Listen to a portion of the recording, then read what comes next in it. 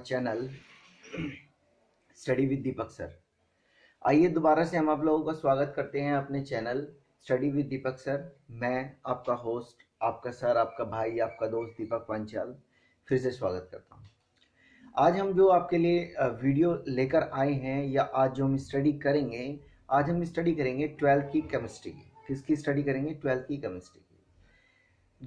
Guys मैं आप लोगों को बता दूं कि जो केमिस्ट्री का पार्ट आज हम स्टार्ट करने जा रहे हैं, यूजुअली हम केमिस्ट्री को दो पार्ट्स में इस तरीके से समझते हैं कि मैं ये नहीं कहता कि केमिस्ट्री के दो ही पार्ट हैं, केमिस्ट्री के कितने सारे पार्ट्स हैं, लेकिन हम अगर एक मोटी सी बात बोले, केमिस्ट्री को दो हिस्सों में एक बार समझने की कोशिश करें। एक हिस्सा होता है इनऑर्गेनिक वाला, एक हिस्सा होता है इनऑर्गेनिक केमिस्ट्री वाला, और दूसरा हिस्सा होता है guys organic chemistry. Organic chemistry, inorganic. मैं आज आप लोगों के लिए जो लेकर आया हूं आज वीडियो, ये वीडियो ऑर्गेनिक की लेकर आया हूं। ठीक है, आज जो वीडियो आप लोगों के लिए प्रोवाइड कराई जाएगी, आज जो आपको वीडियो मिलेगी वो ऑर्गेनिक की मिलेगी गाइस। आज से हम स्टार्ट करने जा रहे हैं ऑर्गेनिक केमिस्ट्री। आज से हम क्या स्टार्ट करने जा रहे हैं? Organic chemistry. अगर ऑर्गेनिक केमिस्ट्री की बेसिक बात करें तो ऑर्गेनिक केमिस्ट्री में आपने 11th में काफी चीजें पढ़ी होगी, आपने 11th में बहुत सारी चीजें पढ़ी होगी कि जिसमें कार्बन होता है वो सारी चीजें होंगी। ठीक है, तो आज हम स्टार्ट कर रहे हैं ऑर्गेनिक स्टार्ट कर रहे हैं। आपने देखा होगा कि ऑर्गेनिक केमिस्ट्री एक ऐसी केमिस्ट्री है, part of a chemistry in which we study about the carbon and its compound. ठीक है, मतलब कि कार्बन एक ऑर्गेनिक केमिस्ट्री कैसी एक केमिस्ट्री की ब्रांच है, रसायन विज्ञान की कैसी ब्रांच है जिसके अंदर हम कार्बन और उसके बनने वाले या उससे बनने वाले जो कंपाउंड्स होंगे उनके बारे में स्टडी करते हैं हम ऑर्गेनिक केमिस्ट्री के अंदर। ये बेसिक बातें थी। अब इसमें आपने कार्बन क्या होता है, किस तरह के कंपाउंड्स बनाता है, किस तरह के कंपाउंड्स नहीं बनाता, आई होप सो आपने हाइड्रोकार्बन्स 11th में और कार्बन की बेसिक जो इंफॉर्मेशन है और उसके कंपाउंड्स की बेसिक इंफॉर्मेशन है गाइस वो आप पढ़ चुके होंगे। ठीक है, आज जो हम स्टार्ट करने जा रहे हैं, आज ऑर्गेनिक का चैप्टर फर्स्ट है, ऑर्गेनिक का चैप्टर फर्स्ट है जिसका नाम है hello alkene and hello arene hello alkenes and hello arenes. देखो, अगर मैं आपको ये बात बताऊं कि हेलो एल्कीन, जो एल्कीन है, एल्कीन वही वाला हाइड्रोकार्बन वाला पार्ट है ये गाइस। हेलो मींस जो हेलो वर्ड यूज किया जाता है वो यूज किया जाता है हैलोजेंस के लिए, और that's are usually halo is word represented for the halogens that are usually represented by X. और यहाँ पर इस एक्स में कौन कौन से हो सकते हैं? Cl हो सकता है, Br हो सकता है और I हो सकता है, और बहुत कम रियल केस में क्या होगा? Fb होगा। लेकिन ये बात मैंने बताई भी है पहले कुछ क्लासेस में, जब मैंने ऑफलाइन आप लोगों को पढ़ाया है या जो देख रहे हैं, जब फ्लोरीन डायरेक्ट कार्बन के साथ रिएक्शन करता है तो वो अधिकतर रिएक्शन एक्सप्लोजिव हो जाती है। सो दैट जब कार्बन इसके साथ रिएक्शन करता है, कार्बन इसके साथ फ्लोरीन के साथ रिएक्शन करता है, तो इन रिएक्शंस को हम डायरेक्टली फ्लोरीन के साथ नहीं कराते। तो फ्लोरीन अगर कार्बन के साथ रिएक्शन करता है, मतलब मान के चलो कि फ्लोरीन के अगर कार्बन के साथ रिएक्शन करा रहे हैं, तो ये फ्लोरीन वैसे गैस है, ठीक है, इसके अगर इसके साथ रिएक्शन करा रहे हैं तो इसे हम इनडायरेक्टली कराते हैं, इनडायरेक्टली कराने का मतलब है कि डायरेक्टली से फ्लोरीन की किसी भी कार्बनिक कंपाउंड से रिएक्शन न करा के हम किसी को डिस्प्लेस करके इसके रिएक्शन करा सकते हैं। समझ रहे हैं आप मेरी बात को? बहुत अच्छी। तो आज हमने एक बात जान ली कि यहाँ पर हेलो मीन्स हो जाएगा हेलोजन वाला पार्ट, एल्कीन जो हो जाएगा वो एल्कीन हो जाएगा। अगर हम हेलो एरीन की बात करते हैं, किसकी बात कर रहे हैं? हम बात कर रहे हैं हेलो एरीन्स की बात कर रहे हैं। अगर हम बात करें हेलो एरीन्स की, यहाँ पर हेलो में फिर से वही हेलोजन वाला पार्ट हो जाएगा, और एरीन्स में पार्ट हो जाएगा एल्कीन वाला। क्या हो जाएगा? एल्कीन वाला। अगर हम एल्कीन की बात करें तो एल्कीन का आप जनरल केमिकल फॉर्मूला जानते हैं, क्या होता है? जनरल केमिकल फॉर्मूला जानते हैं एल्कीन का, CnH2n, CnH2n ये फॉर्मूला होता है एल्कीन का, CnH2n फॉर्मूला होता है एल्कीन का। और अगर हम बात करते हैं एल्कीन का, तो एल्कीन का जनरल जो केमिकल फॉर्मूला होता है वो होता है CnH2n+2, ये एल्कीन का केमिकल फॉर्मूला होता है गाइस, और ये एल्कीन का केमिकल फॉर्मूला होता है। यहां तक आई होप सो आपको कोई दिक्कत नहीं हो। तो अगर हम बात करते हैं किसकी, अगर बात करते हैं हम हेलो एल्कीन, तो किसी भी अगर हम एल्केन से या एल्कीन से क्या कर दे, एक हाइड्रोजन को सब्स्टिट्यूट कर दे, अगर एक हाइड्रोजन को सब्स्टिट्यूट कर दिया गया, सब्स्टिट्यूटेड बाय हैलोजन पार्ट या हैलोजन एटम, ठीक है, किसी भी एल्कीन से अगर हम किसको सब्स्टिट्यूट करते हैं, सब्स्टिट्यूट करते हैं हाइड्रोजन को, सब्स्टिट्यूटेड किसी एल्कीन से हाइड्रोजन एटम को सब्स्टिट्यूटेड कर दिया गया बाय हैलोजन पार्ट, तो जब हैलोजन पार्ट किसी भी एल्कीन से सब्स्टिट्यूट करता है तो फॉर्मेशन किसकी होती है, तो फॉर्मेशन होती है हेलो एल्कीन की। किसकी होती है गाइस, हेलो एल्कीन की। समझ गए बेटा, ओके। अब ऐसे ही अगर हाइड्रोजन एटम जो है, जो हाइड्रोजन एटम है वो एल्कीन से, किससे, एल्कीन से सब्स्टिट्यूट कर दिया जाए, तो बनने वाला जो कंपाउंड होगा उसको नाम से जानेंगे हम हेलो एरीन्स के नाम से। उसे किस नाम से जानेंगे, हेलो एरीन्स के नाम से जानेंगे। आप समझ गए बात ये, जैसे मैंने अभी बताया हेलो एल्कीन, जब किसी भी एल्कीन से हाइड्रोजन को सब्स्टिट्यूट करके हैलोजन वाला पार्ट ऐड करते हैं तो वो बनता है हेलो एल्कीन, और अगर किसी एल्कीन से हाइड्रोजन को सब्स्टिट्यूट करते हैं और किसको ऐड करते हैं, हैलोजन्स को ऐड करते हैं, तो बनता है हेलो एरीन्स। तो क्या बनता है, हेलो एरीन्स बनता है। यहां तक बात समझ गई। अब अगर हम इनको एक्सप्लेन करते हैं, हेलो एरीन्स को एक्सप्लेन करें या फिर हेलो एल्कीन को एक्सप्लेन करें, तो जो हेलो एरीन्स होते हैं, सॉरी, जो हेलो एल्केन्स होते हैं, जो हेलो एल्केन्स होते हैं, उनमें जो हाइब्रिडाइजेशन होती है वो sp3 हाइब्रिडाइजेशन होती है। कौन सी होती है, sp3 हाइब्रिडाइजेशन होती है, ठीक है। और अगर हम बात करते हैं हेलो एरीन्स की बात करते हैं, अगर हम हेलो एरीन्स की बात करें तो प्यारे बच्चों इसमें जो हाइब्रिडाइजेशन होती है वो होती है sp2 हाइब्रिडाइजेशन। इसमें कौन सी होती है, sp2 हाइब्रिडाइजेशन। समझ गए बात को, इसमें होती है sp2 हाइब्रिडाइजेशन। अगर कभी कभी आपसे बात पूछ लेता है, कोई कंपाउंड दे दिया गया, आपसे पूछ लिया गया कि इसके अंदर कौन सी हाइब्रिडाइजेशन है, इसके अंदर कौन सी हाइब्रिडाइजेशन नहीं है, तो वो आपको 11th वाले पार्ट से समझ में आएगी। वो यहाँ अभी आपको अगर सीखना चाहो तो बहुत टाइम लेट हो जाएगा, क्योंकि अभी आपको जो बेसिक बातें मैंने स्टार्टिंग में बोला, आपको वो सारी बेसिक बातें इनिशियली याद होनी चाहिए। अब अगर हम डिफाइन करें कि हेलो एल्कीन और हेलो एल्कीन को क्लासिफाइड करें, इसको क्लासिफाइड करें, हेलो एल्कीन और हेलो एल्कीन को क्लासिफाइड करें, तो हम कर लेते हैं पहले classification of hello alkenes. Hello alkenes की क्लासिफिकेशन देख लेते हैं।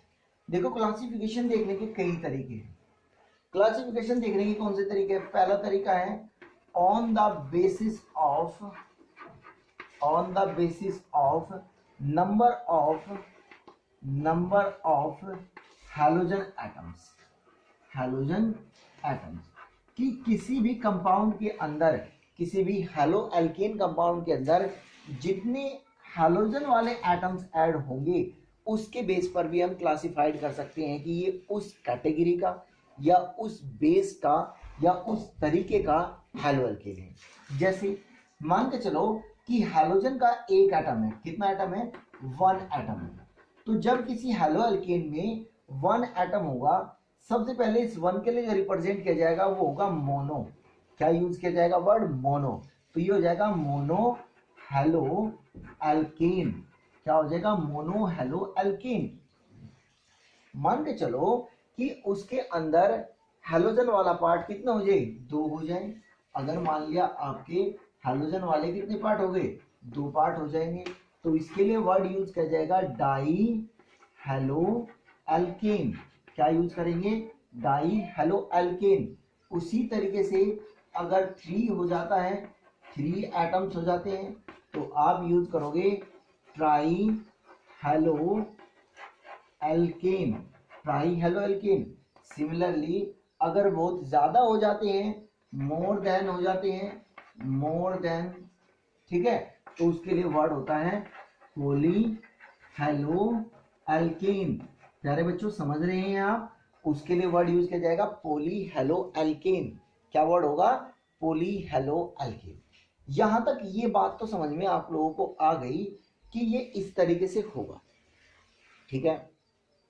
अब हम देख रहे हैं कि मान के चलो इनके साथ जो सब्स्टिट्यूट ग्रुप होगा, जो सब्स्टिट्यूएंट ग्रुप होगा, वो किस तरीके का होगा, किस तरीके का नहीं होगा। ये तो पहली क्लासिफिकेशन हो गई। अब समझते हैं गाइस दूसरी क्लासिफिकेशन को। किसको, दूसरी क्लासिफिकेशन को समझने की कोशिश करते हैं कि दूसरी क्लासिफिकेशन क्या हो सकती है और क्या नहीं हो सकती। समझ गए बात को। चलो दूसरी क्लासिफिकेशन जो हो सकती है, सेकंड पॉइंट देख लेते हैं। ऑन द बेसिस ऑफ, किसके बेस पर, on the basis of hybridization. किसके बेस पर, हाइब्रिडाइजेशन। पहली हाइब्रिडाइजेशन देखते हैं on the basis of sp3 hybridization. अगर कंपाउंड के अंदर sp3 हाइब्रिडाइजेशन होगी तो किस तरीके से उसको क्लासिफाई किया जाएगा और किस तरीके से उसको क्लासिफाइड नहीं किया जाएगा, ये बात एक बार जानने की कोशिश करते हैं हम। समझ गए बात को। अगर sp3, तो पहले sp3 हाइब्रिडाइजेशन देख लेते हैं किस तरीके से होगी। कि sp3 हाइब्रिडाइजेशन में एक बात याद रखेंगे कि इसके अंदर जो सिग्मा बॉन्ड्स होंगे वो 4 सिग्मा बॉन्ड्स होंगे, ठीक है। इन दिस हाइब्रिडाइजेशन,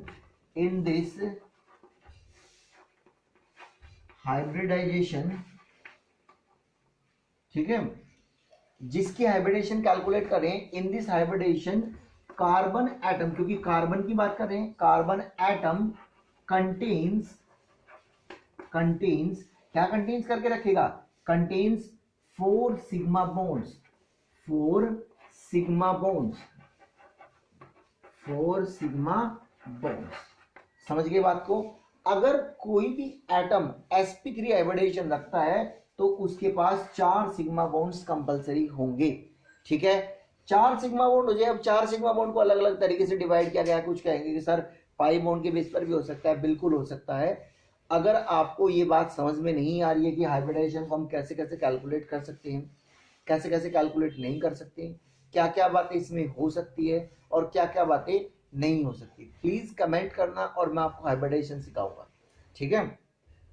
बहुत इजी है। इसमें ये भी हो सकता है कि चारों के चारों सिग्मा बॉन्ड हो, ये हो सकता है कि इसमें 3 सिग्मा बॉन्ड हो और 1 पाई बॉन्ड हो, इसमें हो सकता है कि 2 सिग्मा बॉन्ड हो और 2 पाई बॉन्ड हो। ये तीनों कंडीशन इसकी हो सकती है और जिनमें तीनों के तीनों में भी क्या होगी, sp3 हाइब्रिडाइजेशन ही होगी। इन तीनों केस में sp3 हाइब्रिडाइजेशन ही होगी। मैं ये नहीं कह रहा कि यहाँ, क्योंकि जो पाई जो ये वाला है कार्बन, जो है कार्बन के पास लॉन पेयर का केस नहीं है। इस अभी जो हम बेस कंडीशन समझने जा रहे हैं, इन कंडीशंस में कार्बन के पास लॉन पेयर वाला केस नहीं है, तो इसलिए हम इन कंडीशंस को ऑब्जर्व नहीं कर रहे हैं। अभी मैं बेसिक कंडीशन ऑब्जर्व कर रहा हूँ जिसमें उसके पास मान के चल रहे हैं कि सिर्फ सिग्मा बॉन्ड है, पाई बॉन्ड उसने अभी कंटेन नहीं किया है, ठीक है। चलो अब आगे समझते हैं बात को। अगर इसमें समझे तो इसमें समझने के बाद हमारे पास 2-3 केस आ जाते हैं। पहला आ जाता है आपका कि एल्काइल ग्रुप। पहला कौन सा आ जाता है, ए पार्ट इसका आ जाता है alkyl halide.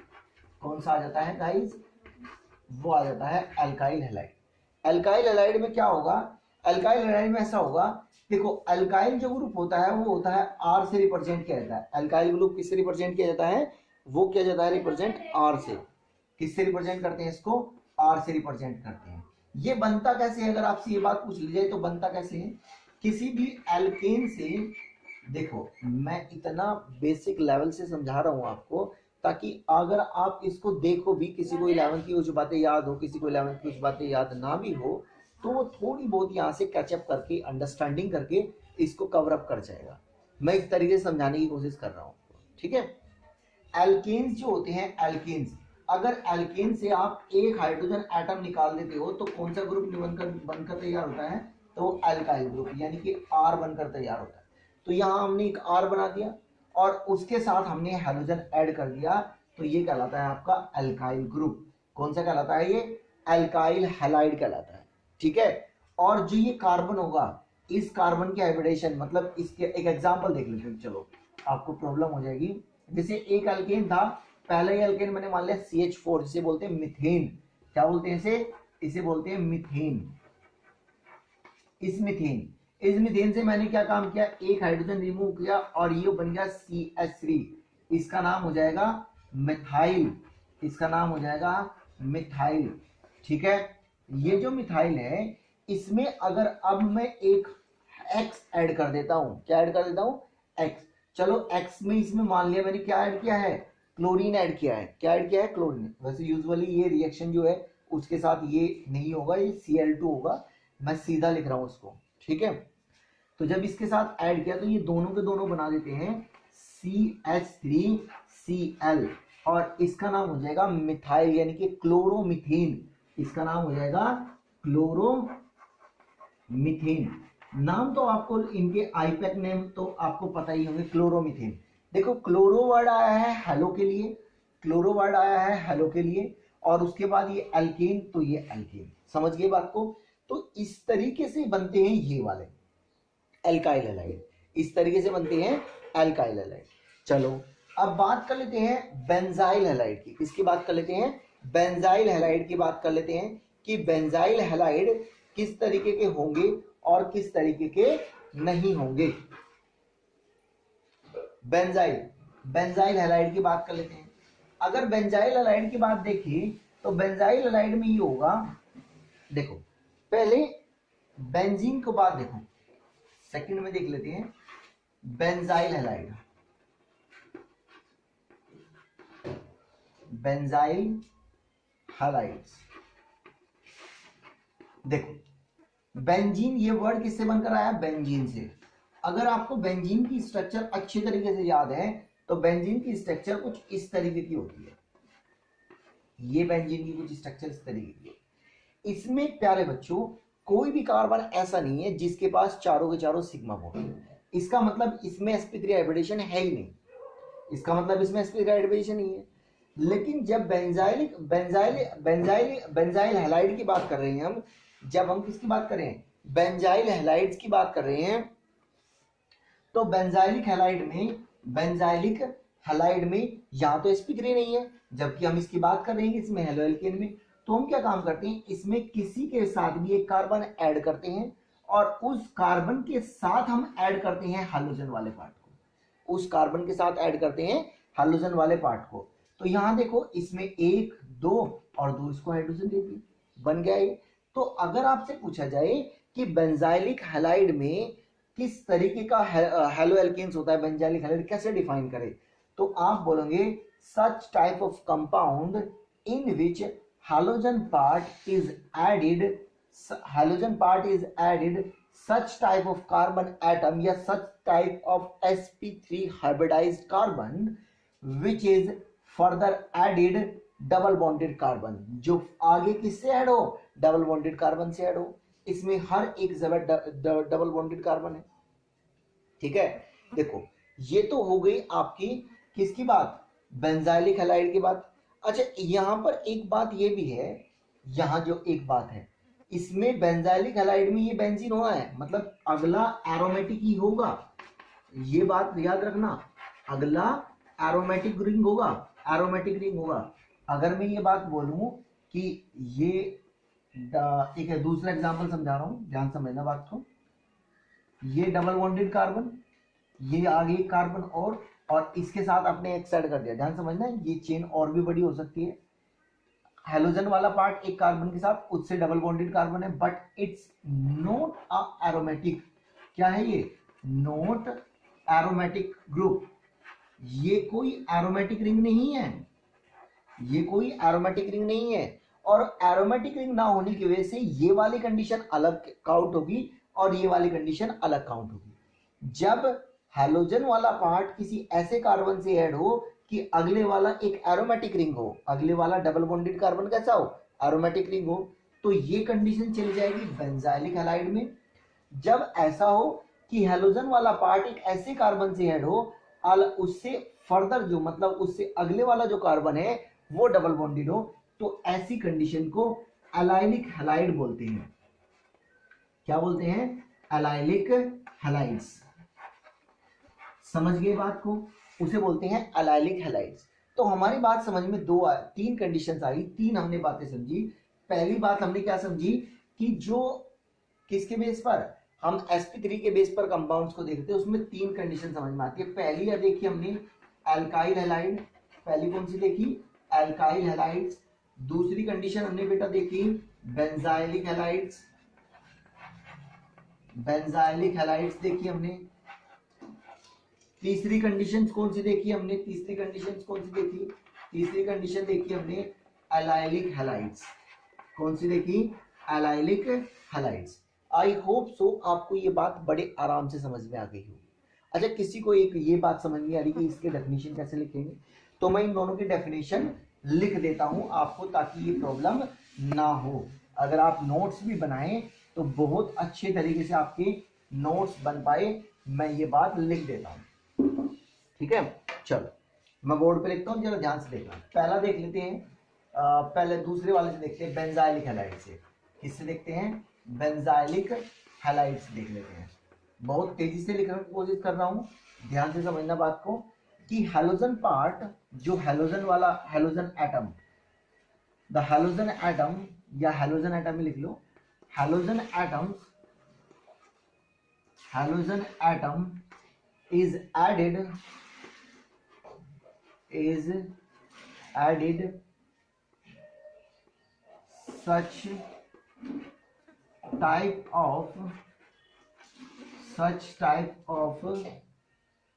carbon atom that further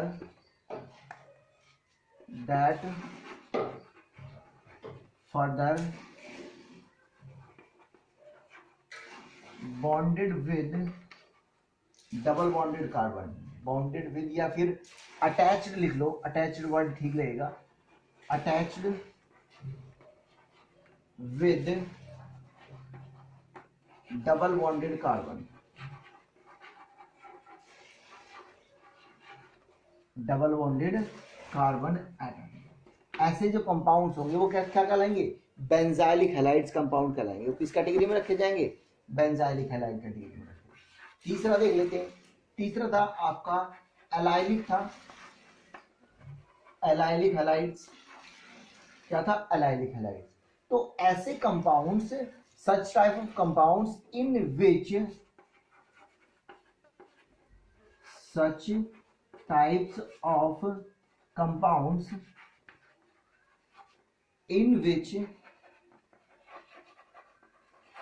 in which halogen part या halogen atom added या attached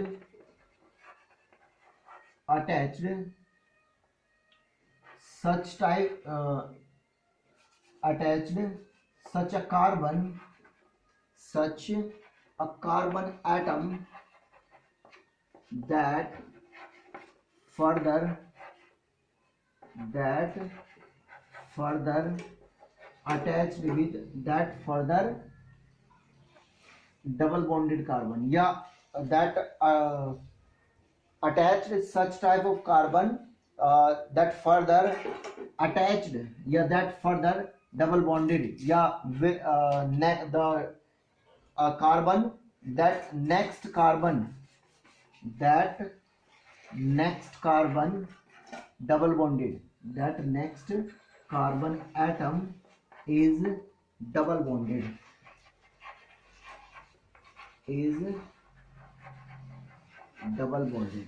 देखो यहां तक ये बात आई होप सो बहुत आराम से समझ में आ गई हो आपको।